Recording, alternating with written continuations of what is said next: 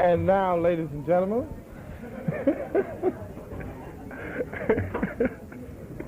I'd like to introduce you to our speaker for the evening, who's a very good friend of most of us, especially me, Bob D. Sing ballad.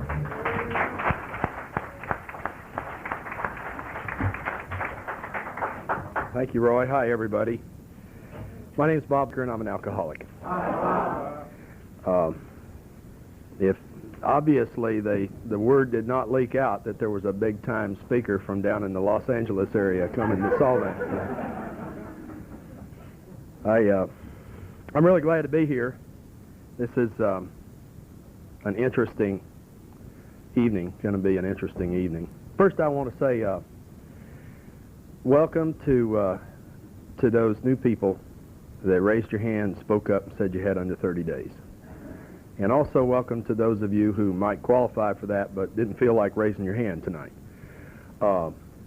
If you're having a problem with alcohol in any part of your life, you're in the right place. If you want to do something about your problem, AA is the place to do it. You're sitting right slap in the middle of the most effective fellowship, the most effective program for dealing with the disease of alcoholism that's ever been known to man. And as somebody else says, we're really fortunate to be living in a time when there is something that can be done about the disease of alcoholism. So you're really lucky. Just keep coming back and hang in there and don't drink a day at a time, and your life is going to change. If, on the other hand, you find out that that we don't have what you want right now, then do like you hear read a lot when we read chapter 3, I think, of our book Alcoholics Anonymous. Go out there and do whatever it is that you need to do. And remember that at one time you were sitting in the presence of a bunch of people who used to be very bad to drink and don't anymore and are quite happy about it. So welcome to the new people and keep coming back. It's you all that gives us the infusion of new members, and we need that. Otherwise, you'd be stuck with old farts like me for the rest of the time. As I started to say, this is an interesting evening for me. There's some people here in the room who I've had to think about whether or not I need to modify my pitch. To start with, my two youngest children, who were born after I got sober, are here tonight, and to my recollection, they've never heard me give an AA talk. So they're probably going to be real interested in finding out all the stuff that their old man talks about, and they'll probably be disappointed to find out that it's not all that exciting. My brand new 6 months Monday mother-in-law is here tonight. She's here for her first AA meeting. She's here, and I need to tell you, Betty, that they usually have better speakers than what they're going to have tonight. And I hope that she goes away not too worried about what her daughter has gotten mixed up with. My most recent ex-wife is in the audience, and she's probably gonna check out to find out. She's gonna be surprised to find out my pitch hadn't changed a damn bit since we were married. And then there's a lot of other people here who I know and love, and one of them is gonna be wondering if I'm gonna mention his name from the podium, and he'll just have to wait until the end of my talk to find out if I do. But who knows? I also feel a little weird. Coming up here after living here for 15 years, some of you may know that I left here about 7 or 8 months ago and took a job down in Pasadena, and didn't have sense enough to move all the way to Pasadena. I only moved to Simi Valley. So some of our other members, like Dick W and Ann did this. They left and went to the metropolitan area down there, and now they're already back. Unfortunately, it appears that I may have burned a sufficient quantity of bridges even before I left here, that my coming back is probably not going to happen. However, this conservative group of guys that I have been associated with in Alcoholics Anonymous for the past number of years has held off giving me a going-away party.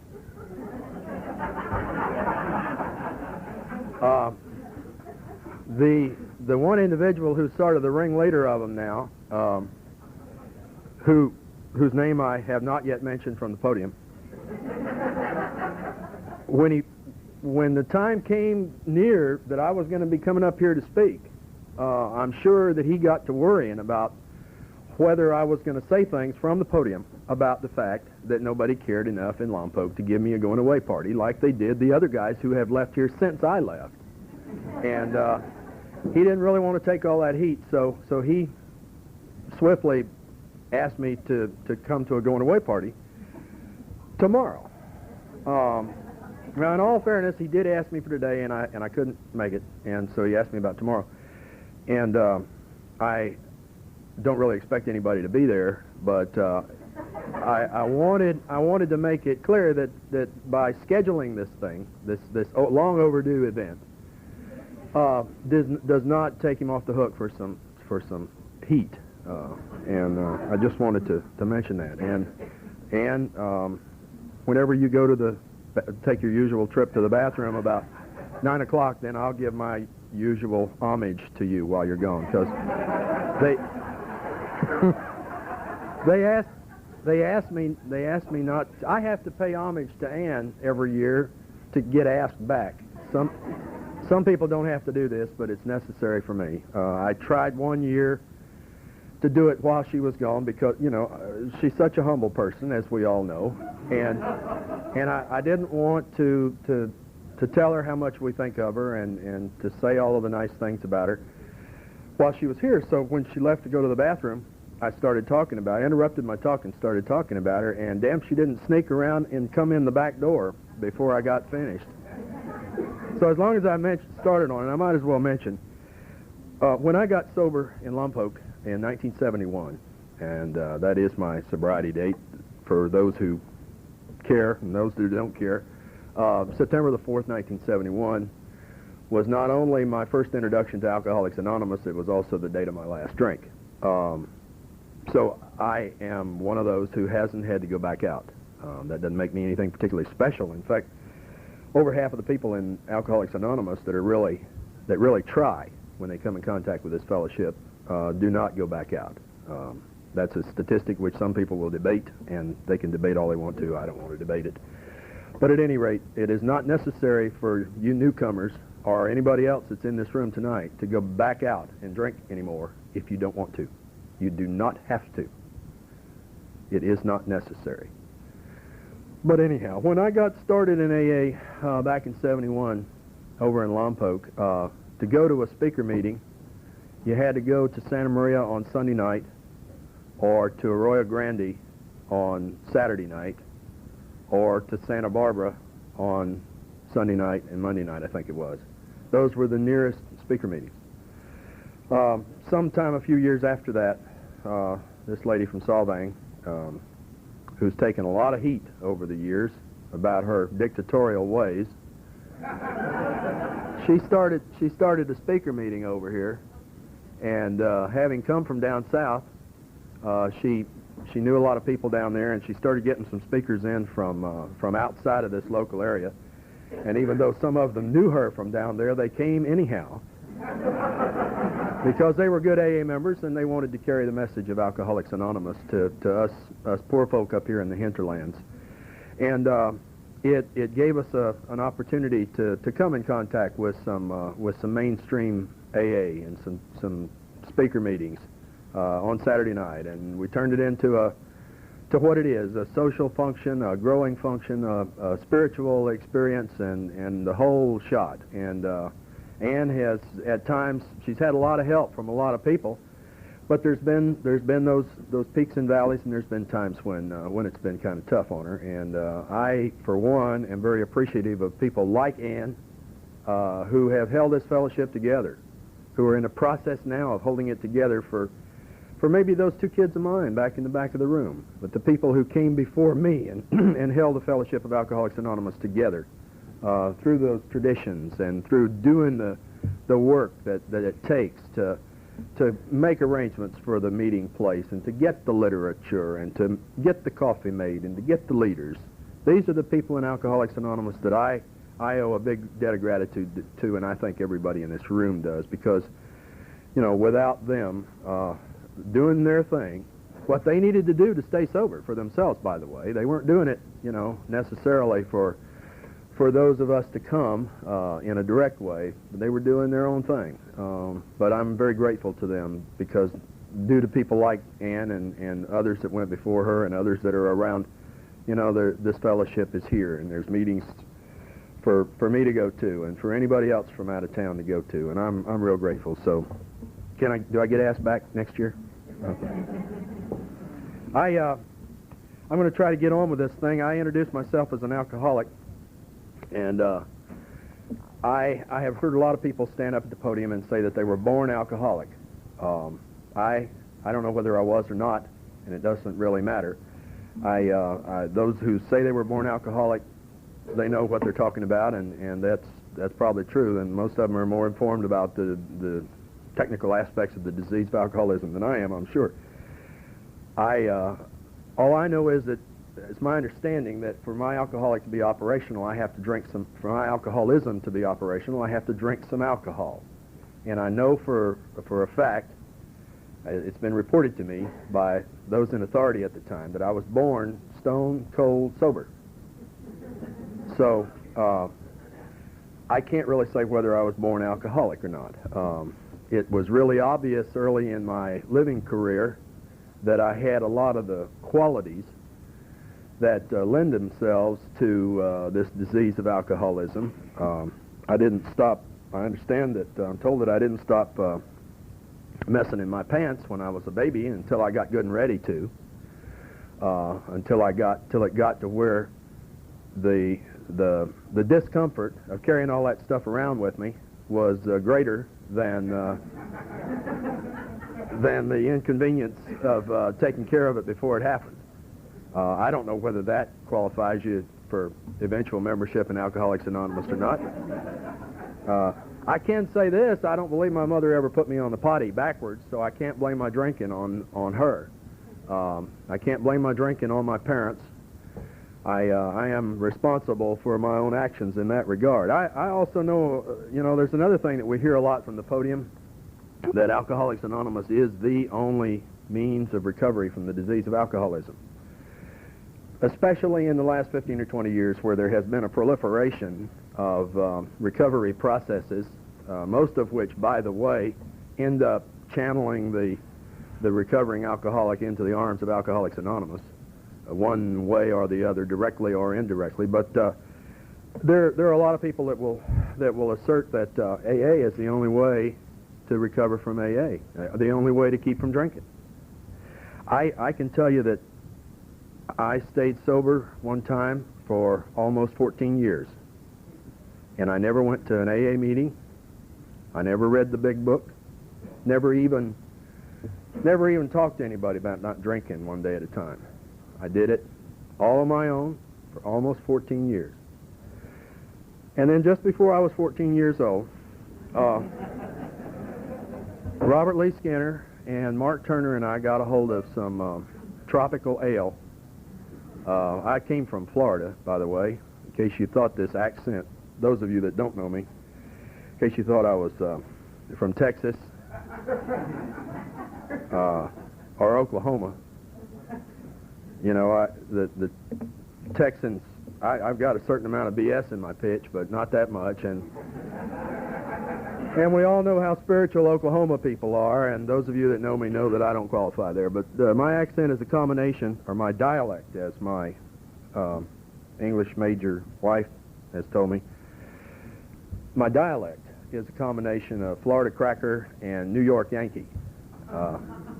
And right there, now, if anybody had a reason to turn into a hard-ass drinker, it was probably living in Florida, the son of a Florida cracker and a New York Yankee, because that's a bad combination. I didn't know half the time whether I was coming or going, whether I was polite and charming or assertive and intellectual, and it was really, well, I solved it. As soon as I got to the age of cognition, I solved it by never becoming committed to anything. And that kind of stuck with me through my youth and certainly all through my drinking career. I used to talk about the fact that I was a child of the 50s, and as most of everybody knows or has heard, the people in the 50s weren't really committed to much of anything, you know. I can remember the people that went to war, or those of you that went to war in World War II, I admired you. I was all too young. I admired you, but I wondered, you know, gee, I'm sure glad it's them and not me. And then in the 60s, when everybody was being active politically, and of course Vietnam was starting up then, you know, especially the political activists, I just couldn't understand how anybody could get that upset about anything. And most of the people I grew up with were sort of like that. You know, the Eisenhower era, as they call it, just a sort of a general lack of commitment to anything, to much of anything. I never could really get excited about arguing over much of anything because I didn't really care one way or the other. And whatever, if I wanted to please you, I wouldn't argue with you, and if you started winning the argument, I'd go do something else. It just didn't matter to me. It's a lack of competitiveness and a lack of commitment. I don't know whether that's got anything to do with me being an alcoholic. I know that I was a spoiled kid all the time I was growing up. I was kind of sickly. My mother sort of took a little bit overbearing care of me. I came from a good family. My father was active in politics, and I played on his name a lot in the little county where I grew up. Half of me was really pleased to be known as Ed Baker's boy and to get special privileges because I was Baker's boy, and the other half of me was very irritated because I was always known as Baker's boy. I was never known as Bob Baker or any of the other various names that they used to call me down in the South back in those days. But that afternoon, just before I got to be 14, yeah, I will drink some of this. Just before I got to be 14 years old, we got a hold of that beer. We didn't get all drunk or anything like that. We smoked some cigarettes and drank some beers and spit between our teeth and stuff like that. And we were starting to feel a little woozy, you know, and we ran out. I didn't really want to stop. And I can remember that the next day I saw Robert Lee Skinner and Mark Turner, and I said, boy, wasn't that great? Let's do it again today. And they not only didn't want to do it again the next day, they didn't even want to really talk about it. I thought it was great. I acted a lot drunker than I really was when I drank that little bit of wine or beer. And I can look back now and know that my reaction to alcohol at 14 years old was different than theirs was. I can't tell you that I went directly into active, in-depth alcoholism. That's not true. I went ahead and maybe I don't even remember when I had my next drink after that. It may not have been until the following week, for all I know. I know that it wasn't too long after that I started stealing liquor from my parents. My parents were both moderate to heavy drinkers, and I started taking liquor from them. One of the deep mysteries of my life that I really don't think too much about is the fact that I know that I used to take liquor out of my father's Seagram 7 bottle, and in those days, and I guess maybe still are, Seagram 7 was in a dark bottle. I used to fill it back up to where I thought the level was with water, and neither one of my parents ever one time, I never ever remember hearing them say, somebody's been watering my liquor. Neither one of them ever confronted me and asked me if I had been taking their liquor out of their bottle. I used to steal whole bottles from them, and they never once, I don't recall once, ever, either one of them ever saying anything about it to me. I went ahead through high school and drank whenever I could, usually in as inappropriate a time as I possibly could. We used to have a thing called Seniors Day, when all the seniors would come to school dressed up like they used to dress when they were 10 years old. Well, when I was 10 years old, the war was in full force. That's the big war. Hank can tell you about it. And I remember taking an Army canteen, which happened to have been a Boy Scout canteen, but that's a whole nother story, how I got kicked out of the Boy Scouts for inappropriately putting out a fire on a camping trip. But I had that same canteen with me then, and it was filled with the same thing I took to the senior class at school. It was filled with my father's Seagram 7 whiskey.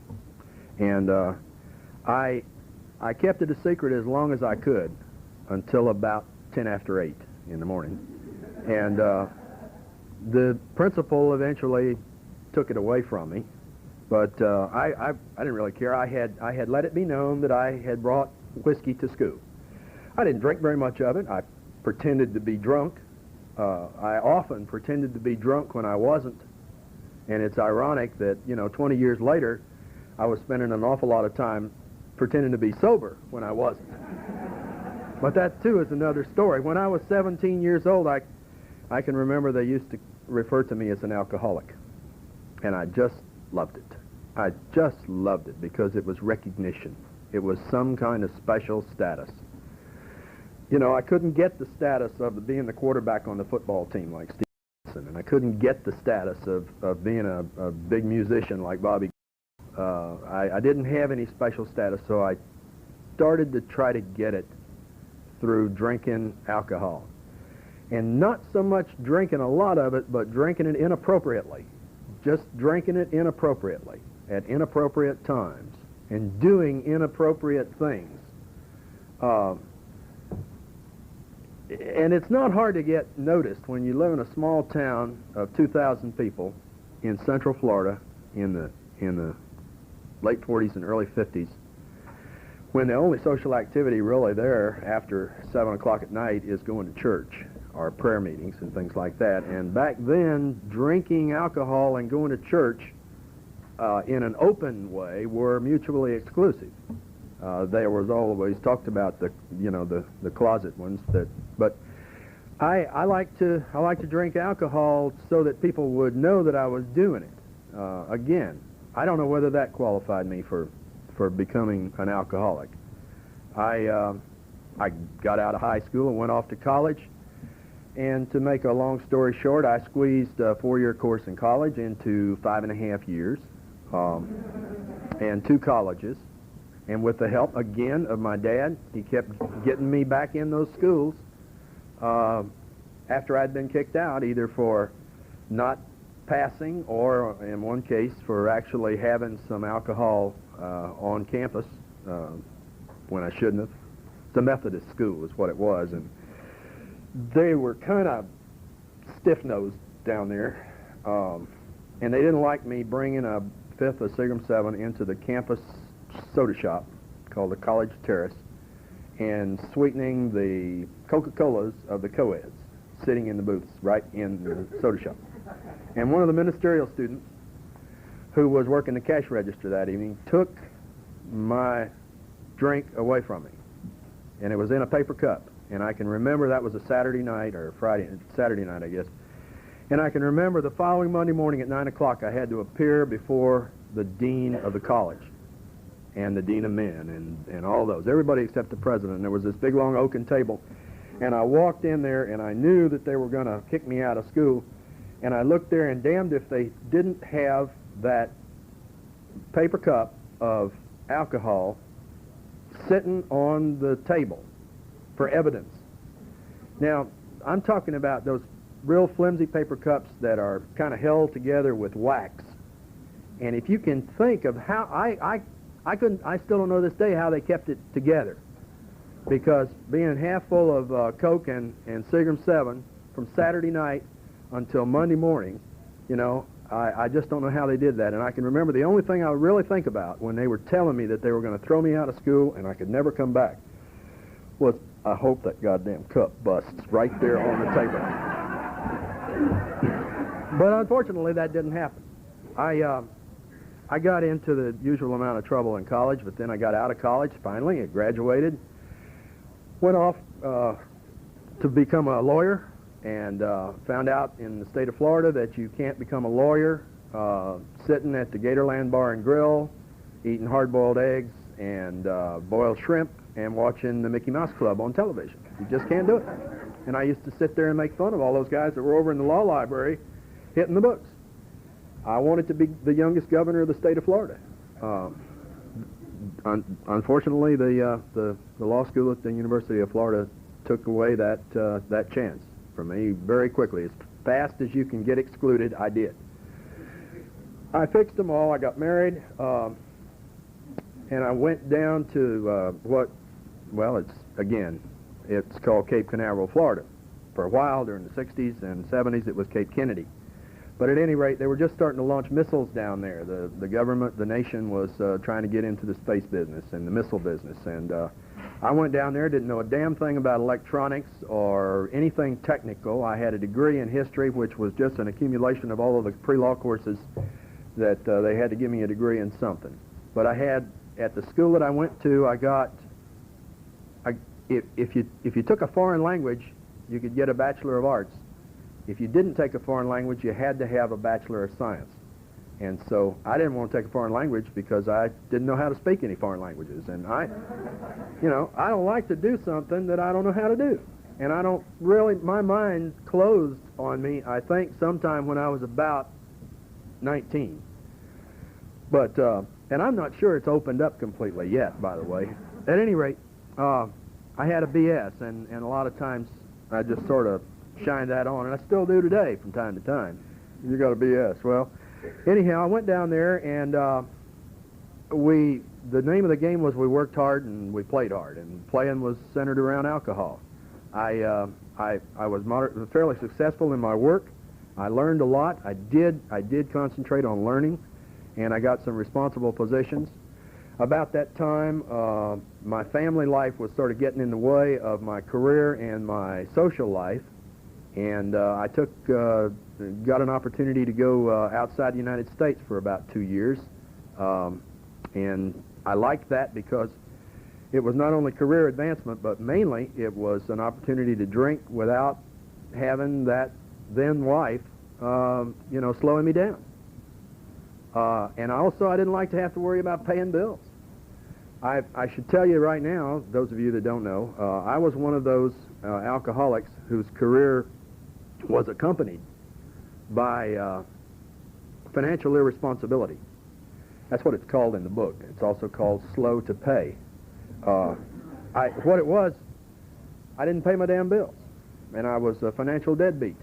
When I got to the arms of Alcoholics Anonymous, I owed $15,000. Now, that doesn't sound like very much, but when I point out to you that that was not any of the houses that got repossessed or any of the cars that got repossessed or wrecked, when I tell you that the smallest of those bills was $5 and the largest, I think, was only a couple of hundred, and one of them was paying off, when I got in and started working the program and making financial amends back in the 70s, one of the things I paid off was one of my son's diaper service bills, and at the time he was 17 years old.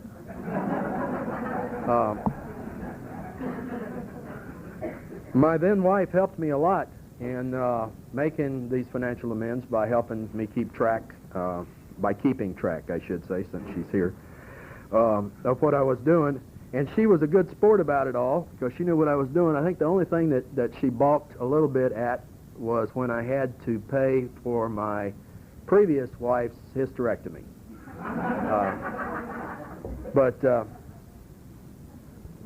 When I got this chance to go out of the United States, it was a chance to lift myself above and away from all of the financial worries and the domestic responsibilities I had 2 kids by that time, and you know, I loved them, but I just wanted to get away and do my own thing. And it's interesting to note at this point that I was in my late 20s, and I was still drinking pretty much like I had when I was in college, i.e. every available opportunity. Now, all of my buddies that had gone through college with me, that drank like I did when they were in college, they too had gotten married, they too had gotten jobs, but they had settled down, quote unquote, and they didn't drink like we used to back in college. And, you know, they weren't really interested in me, and they didn't care if I called them a whatever I called them, you know, because they didn't drink like we used to drink back in college. It just didn't matter to them. It was a part of their life that was behind them. It was a part of my life which I took with me. I took with me every place I went. You know, I don't know whether those kind of qualities, and you know, not everybody that has an active problem with alcoholism has an active problem with financial irresponsibility. Not everybody does. Not everybody that's an active alcoholic wants to get away from their family. A lot of people that are active alcoholics love to get all churned up with the city council about the potholes in the streets in their neighborhood. They just love to get about half juiced and go down there and talk to the city council. I just love to get half juiced, full juiced. I didn't care about the damn potholes in the streets. And furthermore, I didn't care about the fact that my garage door was rusting or the car didn't run right. You know, I didn't care about those things. I didn't learn until I came into AA that the reason I didn't care about those things was because I was getting to the point where I couldn't care about those things. I couldn't care about the things that responsible, intelligent people are supposed to care about. Their families, their own health, their jobs, their neighborhoods, their country, you know, I couldn't care about those things because, and again, I learned this after I came into AA, that somehow alcohol worked on me, on this body and this mind, to sort of short out that caring process that most people have. It's, you know, you've all heard this story and done it yourselves. Stop off for a few drinks on the way home from work, and your wife or your husband is expecting you at 6 o'clock, you know, to give the classic case. And there's the guy that has the couple of beers and he says, well, that's it for me, I'm leaving because I got to be home by 6 o'clock. By that time, I don't care about 6 o'clock. I do care, but I don't care. And I don't care about 6 o'clock, and I don't care that the house payment is due.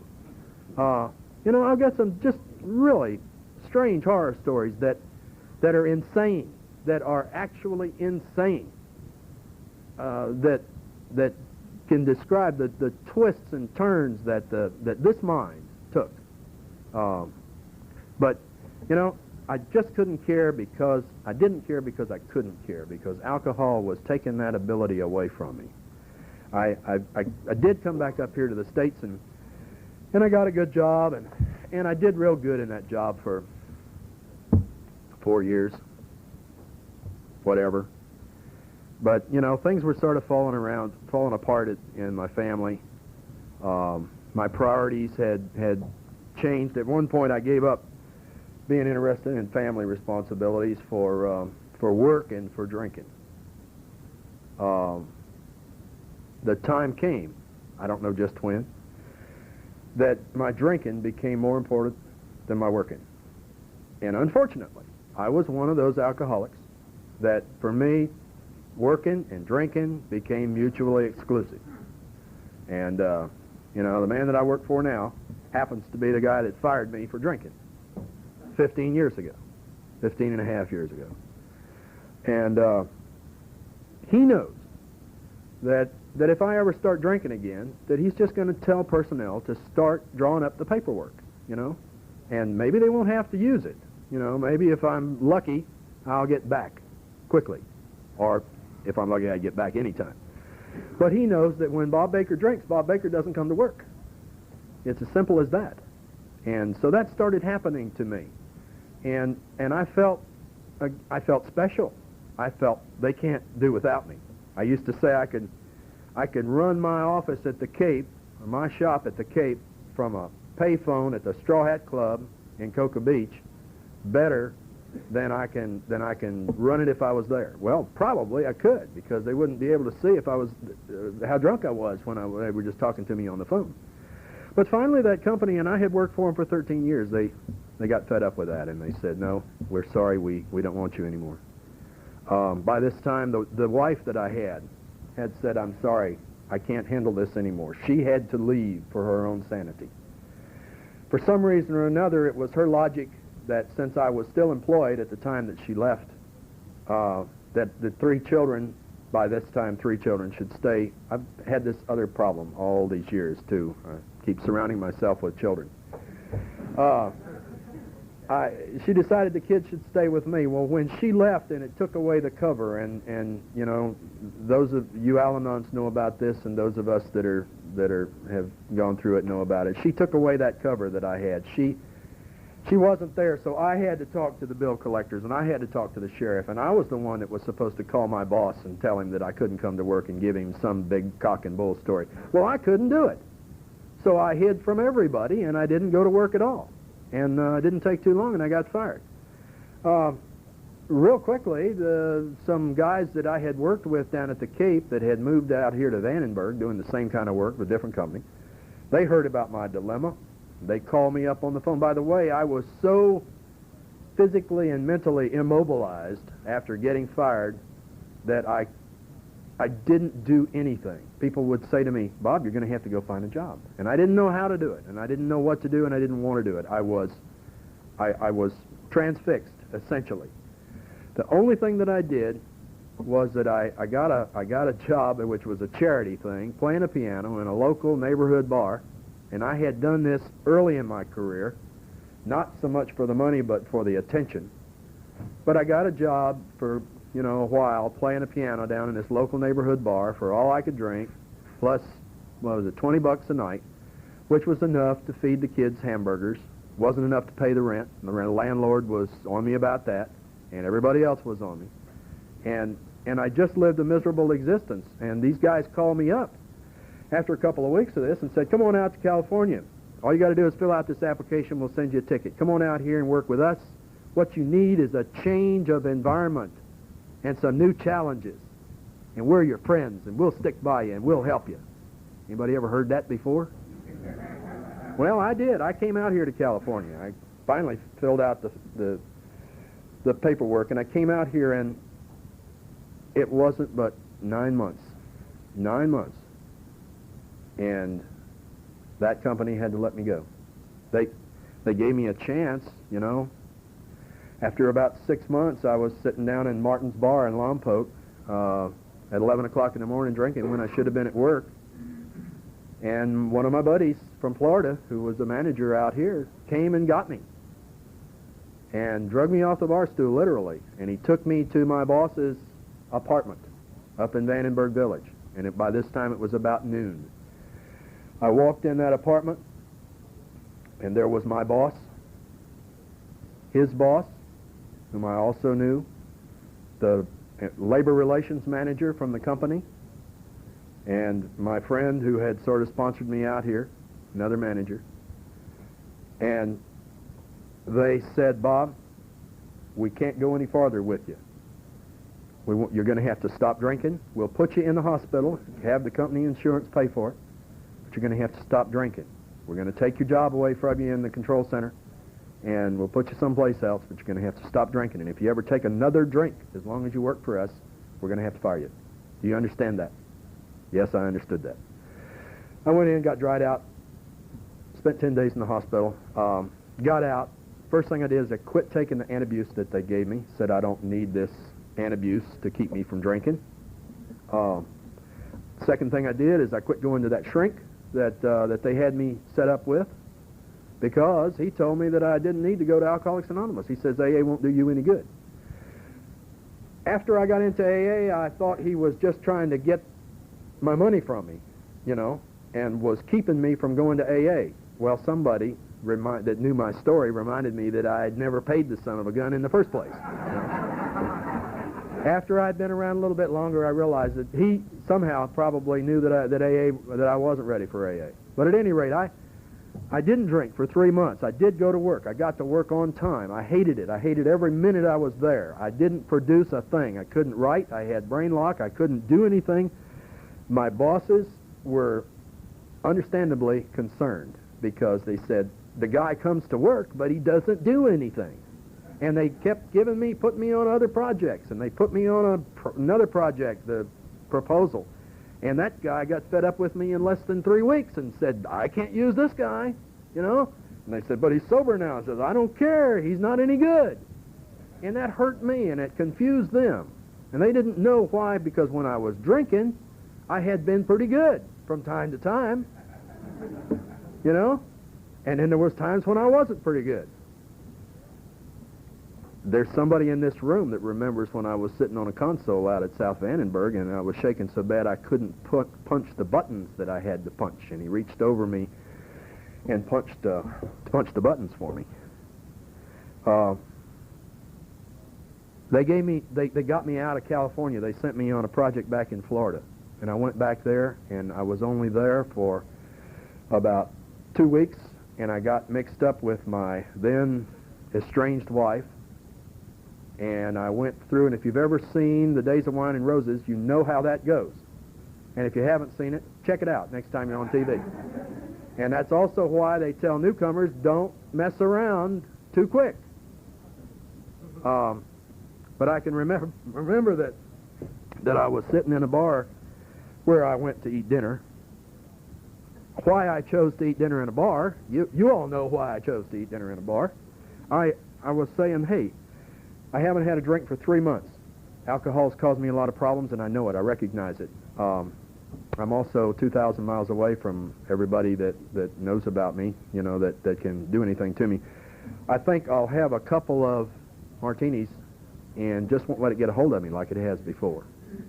You know the rest of the story. I was lucky. Within 24 hours after having those 2 martinis that I wasn't going to let get a hold of me like it had before and ruin my life, I was holed up in the motel up in Cocoa Beach with the chain on the door and the blinds drawn and the phone off the hook and the damn red light blinking, hugging a bottle of Boone's Farm apple wine. Now, you know, that's class. So anyhow, the company that had told me that if I ever drank again, they'd fire me, you know, we all did our thing. I did, and they did. As soon as the man told me that I was fired, I did the only thing that I knew to do. I did the only thing that I knew to do, and that is I said, hey, I got to run home and get my expense reports, and I'll fill them out, and I'll come back out here and clear the base, and we'll be finished with all this. I went straight to an establishment in Lompoc that some of you may know about called Jasper's, and did the only thing I knew how to do. I ordered a double shot of rot gut whiskey with a beer back because that's what I was into, and that's what I liked. And I managed to drink myself out of health and finances within 3 weeks. I was fortunate. I didn't die. There are people in this room that think that I did, but I managed to not die. I have to tell you that at one point, my 14-year-old son, my then 14-year-old son, I was writing bad checks. He was cashing the bad checks, going down to Ryan Park, giving $4 to a wino in the park to buy him a $2 bottle of wine, bringing that by Jack in the Box, picking up hamburgers for him and his brothers, and coming back home and dropping them off and then going off and doing his thing. Finally, after about a week of that, he said he wasn't going to do that anymore. Someplace in there, they stopped taking my hot checks in town, and everything ground to a halt. And one Saturday afternoon, I woke up and I was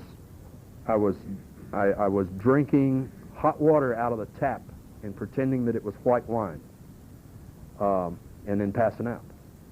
And so, you know, I didn't even have. I've heard people say they drank alcohol and couldn't get drunk. I was drinking water and getting drunk. Now, those of you that had more experience with wine than I did probably know why that happens. But I know that I finally got to the point to where I needed to do something. I was 37 years old. I had a good education. I I had previously had good jobs. It was time that I took hold of my destiny and acted like the manager that I was and did something with my life. And so I did what I knew that I should do. I picked up the telephone and I called my mommy. And after she got through telling me that she wasn't going to loan me any more money, and I said, what am I going to do? She said, son, my friend Sarah went to AA back in 1948. This was in September of 1971. She says, they helped her, and they straightened her life out. And she doesn't drink anymore. Why don't you call Alcoholics Anonymous? They'll help you, and they won't tell anybody. And those of you that are here that kind of chuckle a little bit and know why it was important for somebody who everybody in town, it seemed, you knew, all my neighbors, everybody that I worked with knew that I was in trouble, but I didn't want anybody to know about coming to Alcoholics Anonymous. So I did. I called up this one number that was listed, and these two guys came out. They took a look around. They saw that I needed to go away and get dried out. They saw the three kids. So one guy left and went to get his wife, who also was a sober member of Alcoholics Anonymous. Still is. They both are. I thought he was going after the sheriff. Because you see, that thing about not telling anybody was important to me. If I'd have thought that I would call AA and they would come over and take a look around and see the filth and see the fear in the eyes of those three little boys and see what was going on with me, if I'd have thought that they would call the sheriff and said, hey, there's the guy that's got about $110 worth of hot checks out in Lompoc, and we've got him over here on Lemon Street. Come get him.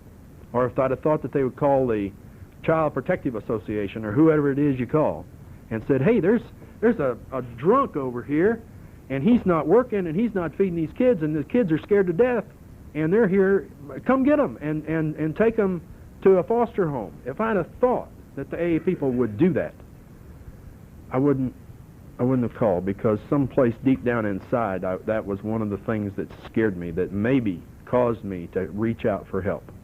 Because it was the first time that I ever in my life reached out and asked somebody for something without specifying what it was I wanted them to do for me. It was the first time I ever said, help me, and didn't know what they were going to do for me. Anyhow, Roy went and got Patty. They also brought Billy, who at that time was the same age as my oldest son, and he was a brown belt Alateen at the time. And they came over to the house, and Patty came in and sat down on the edge of my bed, and she said, Bob, I'm going to take care of your kids while you go down to Santa Barbara and get dried out. And I broke into tears. And I said, why are you doing this for me?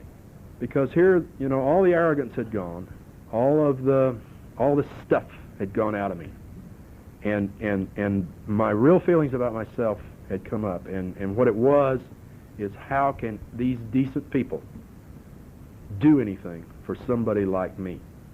Why are they doing it? And I said, why are you doing this for me? And Patty said to me words which I don't know why I remembered them. I didn't understand them then. I put the meaning to them as I learned in Alcoholics Anonymous. But I remember distinctly what she said, and I don't want to ever forget it. Because what she said to me was, Bob, we're doing this for you because somebody did it for us. And she said, if you want to stop drinking and take up the AA way of life, then someday you can help somebody like we're helping you. And I don't know why I remembered that. And I didn't learn the meaning of it until after I had been in AA for a while. But I know today that what Patty did there, sitting on the end of my bed, the first thing they were doing was applying some practical AA to me. They were saying, we'll take care of your kids. We'll take you there and get you dried out. We'll do this for you. We'll do this physical action for you. And then she laid out the whole thing of AA for me. She said, we're doing it because somebody did it for us. And she said, if you want to stop drinking, you know, that was up front. She said, if you want to take up the AA way of life, which I later learned is these steps and these traditions, these steps and these traditions. It's coming back. The only reason I did that is because tomorrow one of these jerks is going to say, yeah, he said these steps and these traditions. To take up the AA way of life and work these steps and work these traditions, and then someday you'll be able to help somebody like we're helping you as part of my own recovery. And you know, it says in chapter 7 of our text of Alcoholics Anonymous that drunks like to help drunks. And I knew that. I knew that when I was drinking. I love to help somebody else. Another drunk especially if he was worse off than me. It got to where I didn't have anybody to help that was worse off than me. Or that I was in contact with, at least. But, you know, she issued the challenge of me to get outside of myself and make and put myself in a position to have these changes made on me and then help somebody else. And I went on down to Santa Barbara and started getting dried out. Back then, it wasn't a treatment center. Their only therapy was the AA program and a little rest and some food and then work. And the place wasn't connected with Alcoholics Anonymous officially. And after I'd been there for a while, I learned about the disease of alcoholism. And my recent past experience put it all together. I learned about the physical allergy, that somehow alcohol does things in my body that it doesn't do in somebody else's body. And sets up that craving and makes me not care and all that kind of stuff. But the thing that I hadn't known until my last 3 months just before that was about the mental obsession. The mental obsession. It was the mental obsession that worked on me that caused me to say, I haven't had a drink in 3 months, and I know what it did to me, so I can take these and won't let it get to me like it did before. That was the mental obsession. And as soon as I put the alcohol into my body, then that activated the physical allergy, and it started the craving, and on and on and on. In the doctor's opinion in the big book, the little lowercase Roman numeral pages before Bill's story that I didn't used to read very much, it describes the disease of alcoholism. It describes how it is for an alcoholic that after a time of not drinking, he becomes restless and irritable and discontent. And he longs for that sense of ease and comfort that he knows can come with it from him drinking a few drinks, which he sees others drinking with impunity. And that's not a direct quote, not intended to be. That also was for the nitpickers in the audience. But, you know, I didn't realize until I got into AA and found out that restlessness and that irritability and that discontent caught up with me there in Cocoa Beach. To the point, it got so intense that I didn't know what else to do to relieve it except to drink. I got into, you know, and I got to tell one more thing that happened to me down here in Santa Barbara, and that was that after I had been there about 2 weeks, I went to the old man that ran the place. Those of you from the Santa Barbara area know Elmo. And I said, Elmo, I think I'm going to stick with this AA thing, except there's one part of it that I'm not going to go for. He said, what's that? And he knew what was coming. I says, well, the God thing. I said, you see, I got a college education, and I puffed up a little bit because I come from a good family, and I've had some really good jobs, and I've given a lot of intellectual thought to this. And way back in college, you know, I realized that I didn't need the God thing, the holy roller stuff, you know, that I was self-sufficient from my own thought processes. And I don't need that, but I am interested in the rest of the program. Well, you know, Elmo did me a big favor right then and there. He didn't say, as I have said later, I'm sorry to report, he didn't say, well, don't worry about the God thing, Bob. Just put it up on the shelf, you know, and when you grow tall enough, you can reach it. Don't worry about it. What he said was, well, it's two things, Bob. He says, one, didn't you tell me that you had gotten fired back in Florida not too long ago, and then you came out here and you got fired out here? Yeah. You tell me that your wife is back in Florida? Yeah.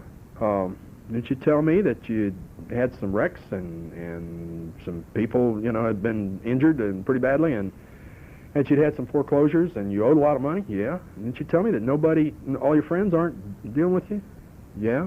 He says, well, if that is an example of your self-sufficiency, I suggest that you turn it over to somebody else.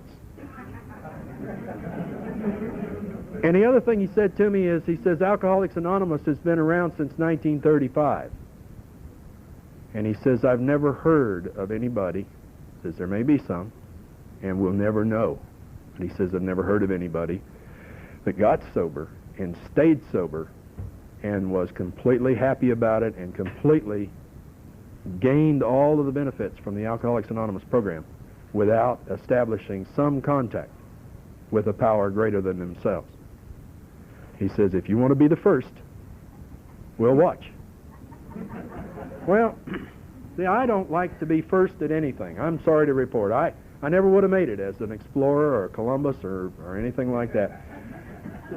I will be the second, no matter what it is. I'll be the second. Well, there's a few exceptions that I like to be first in, but it's a little... So, you know, he said, what he said to me, he says, well, keep your mind open just a crack. And those of you that know me know that there's been times that my mind slammed shut over the years, and it's still not as open as it could be, and I still haven't reached that pinnacle of spirituality that I see some of my other members who've come in after me make, and I don't mean that facetiously, completely. But you know, I'm really glad that he laid it out for me like he did early on, because if he'd have told me to just forget the God stuff for a while, I don't think it would have helped all that much, because after I had been in Alcoholics Anonymous for 2.5 years, correction, almost 2 years, I had been sober. My life had turned around. I had gotten married to a nice lady that was in AA. I was on the verge, I was on the verge of getting some kind of a hokey job, but it wasn't, you know, much of a job, but it was better than nothing. But the mental obsession that it talked about, that we hear about, caught up with me right slap in the middle of Alcoholics Anonymous. I was going to meetings. I was leading meetings. Nobody had asked me to speak yet, thank God. Yes, they had, too. I don't remember what I said, but I was doing all the things. I wasn't drinking, and I was going to meetings, and I was doing all the things that they tell us to do, except I wasn't working the 12-step program of Alcoholics Anonymous the way it's laid out in the book. I was working the Bob Baker version of some of the steps here and there, as I felt necessary. But the mental obsession caught up with me right slap in the middle of Alcoholics Anonymous, and one afternoon I walked 3 blocks out of the way. You notice I said walk. I wasn't driving at that time. I walked 3 blocks out of the way to keep from having to go past our Alano Club because I hated them all so much. And they were the only people that were doing anything for me, really. I wanted to go and drink, and I was prepared to go and drink. I was going to go do it, and I knew that it wasn't going to be any fun, but I didn't know what else to do. But somehow or another, some power outside of me made me go to the telephone, and I made a call the first time. I had told a lot of other people to go make those phone calls, but it's the first time I ever did it. And I called a fellow AA member, and I said, by God, I'm hurting bad. Can you come over and talk to me? And he did. And what he did that afternoon was so out of character for me, or what happened was so out of character for me. He said, I'm going to loan you some faith. And I didn't know what the hell to do with faith. Nobody had ever loaned me any before, and I didn't know what the hell to do with it. But what it did, it kept me together for the rest of that day. And by the way, that guy's sitting here in the room tonight, too. You're not praying, are you?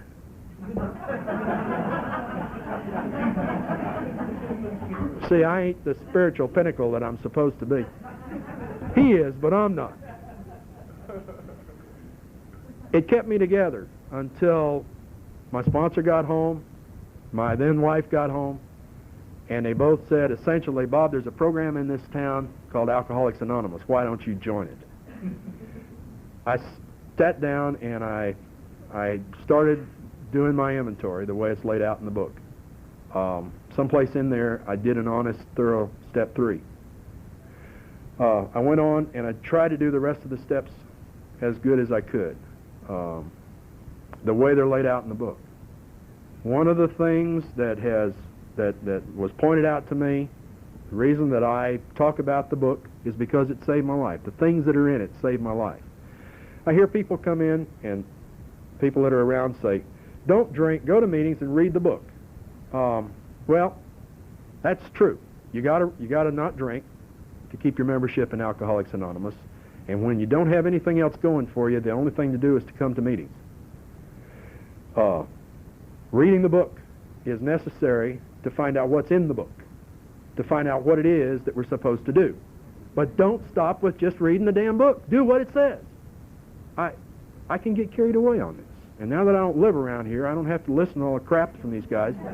You know, now that I live down in Simi Valley, right over the hill from these guys, you know, I can start venting some of my opinionations, and I'm gonna do it, and I'm gonna stop in a minute. Don't worry. With fondling your dollar there, Ann.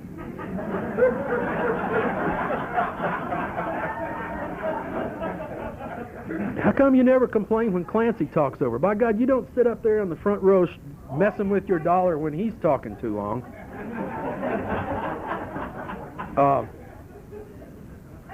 I'm very grateful and fortunate that when I first came into AA, there were people over there in Lompoc and Santa Barbara and every place else, Santa Maria, that were willing to dish out some practical Alcoholics Anonymous. They did things for me that we say we don't do. They loaned me money, they gave me stuff, they bought me groceries, and they used to say, now don't you tell anybody. There was one old lady who's not here tonight, I hope she's okay, who used to pull up to my trailer after dark, and my kids would go out there and unload bag after bag of groceries, and then she'd say, don't you tell anybody. And I never did until this very moment, and I haven't said what her name is, and I'm sure you all don't know. She's still got the same damned old car, although she doesn't drive it anymore.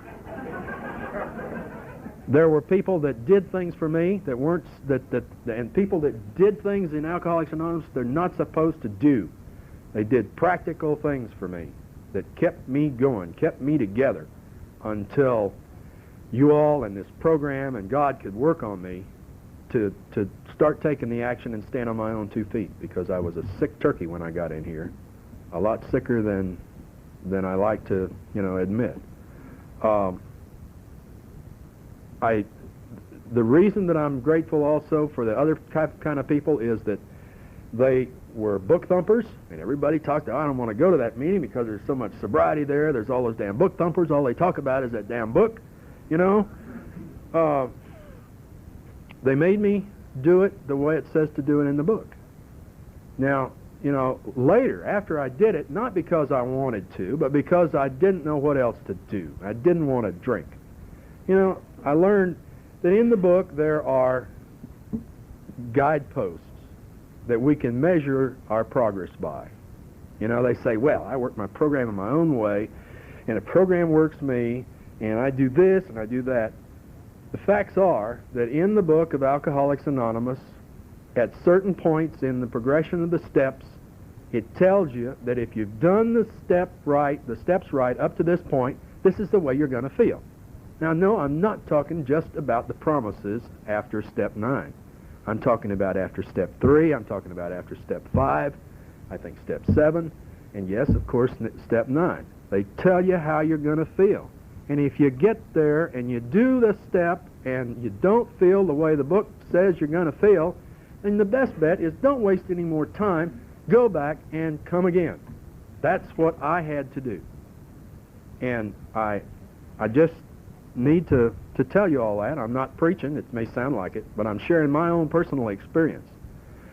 And I've gotten to the point now to where I feel like telling about it in more than just passing humorous terms, because it's a lifesaver. This is a life and death disease. It's a life and death program. We make a lot of jokes. We love each other. We laugh. Part of the therapy is laughing and joking and having a good time and enjoying ourselves, because as active alcoholics we weren't doing those things not for real. But when the chips are down, we must not forget that this is a life and death program. And the only way that I'm going to survive it The only way that I'm going to survive life as an active alcoholic, as an active member of AA, and as a person with the disease of alcoholism who doesn't drink anymore, is by trying to do what this thing says, trying to do what this program tells me to do, and remembering the consequences are something that I don't want to suffer. And the main thing that I need to know about a higher power, or a God, is that it's not Bob Baker. That's the most important thing I need to know, and that it will help me. And it does, to the exact extent that I choose to let it. And sometimes that's more, and sometimes that's less. And those of you that know me know that I've been through an awful lot of stuff in the past 15 years that I haven't talked about tonight. The fact that I'm standing up here, sober, with love and gratitude in my heart, and with the people that are in this room that mean a lot to me, tells the story about the effect of Alcoholics Anonymous, if you're serious about it. And one more thing, you know, to the new people, again, please come back.